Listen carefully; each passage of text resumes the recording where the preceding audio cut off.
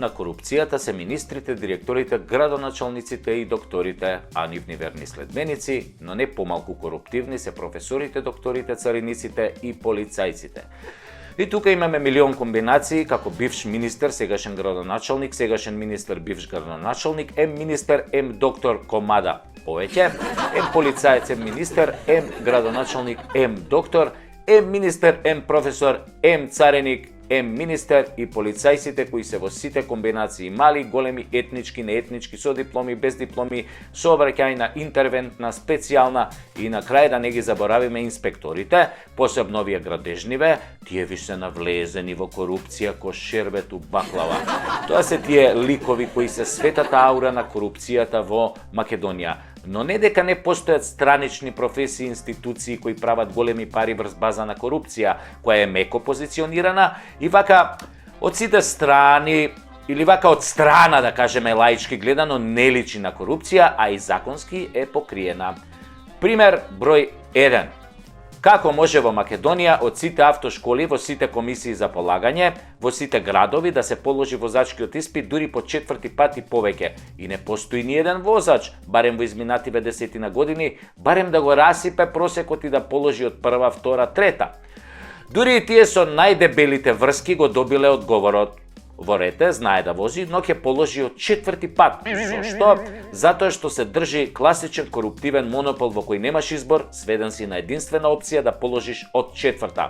А положувањето од 4, макар ти се викал и Макс Вестерпан, значи дека си со коруптивна финта покриена законски, ти ќе оставиш во комисијата и автошколата уште 20.000 денари. А погодете кој дели од тие пари? Па веројатно комисијата, која излегува на лице место, што нормално се плаќа и секогаш првите 3 пати ти вади пешак кој не си го видел. И покрај тоа што ова беше обелоденето од страна на еден кандидат кој снимал што се случувало за време на неговото полагање, со години нема никаква интервенција од институциите и македонските граѓани во Европа се познати како најголеми повторувачи. Веројатно таму е дојдено и она IQ 80 што во превод значи екстремно глупи. Не можат еден возачки бе да положи. Не се. Пример број 2 за корупција се екскурзиите во основните и средните училишта. Јавна тајна е дека по секоја екскурзија на некое поголемо училиште осамнува нов джип во училишниот двор, кој по некоја случајност во сообраќајната носи име на директорот, или некој негов близок роднина, како на пример жена му. Јавна тајна се и набавките на така наречените блузони од шоја, кои прават 350 алергии кај децава и треба да глумат униформи, а чинат неколкукратно повеќе од цената во дуќан или онлайн.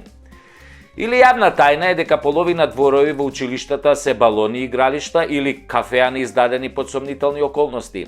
Со окинување на овие 3 можности за корупција, верувајте, кандидатите за директор на школото од партиски ќе се сведат на комшиски, односно директор на школото ќе мора да се бара меѓу комшиите кои живеат најблиску до него. И вакви примери за корупција имаме десетици и десетици. Јас би ги нарекол општо прифатена корупција во законски рамки.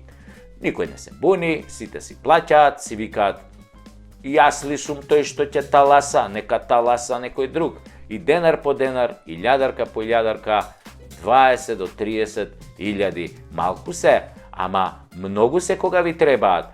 Ама некој ви ги зема интелигентно, само да не мислат кога ни ги земаат парите дека ние не знаеме. Знаеме, а ќе дојде време и кога ќе се покајат. Одам во Технополис. Тука секоја жена се чувствува како Алиса во земјата на чудата. Обично мажот се остава пред врат, додека одбереме се што ни е потребно за дом. Обично мажот служи за носење, но дури ако не сака да дојде со вас, се што ќе одберете, ќе ви донесат од Технополис до дома. Технополис е единствен во Македонија. Ниту едно друго место, мол, маркет или улица не може да го замени. Прашувате зошто? Затоа што во Технополис сами можете да го одберете вашиот сервис. Едно парче од ова, 2 чини од ова, 3 парчиња од ова и вашиот сервис е готов. Плаќате само она што сте купиле. Не сте врзани да купите цел сервис. Технополис е продавница на чудата. Јас едноставно ги обожувам. Технополис, душата на вашиот дом.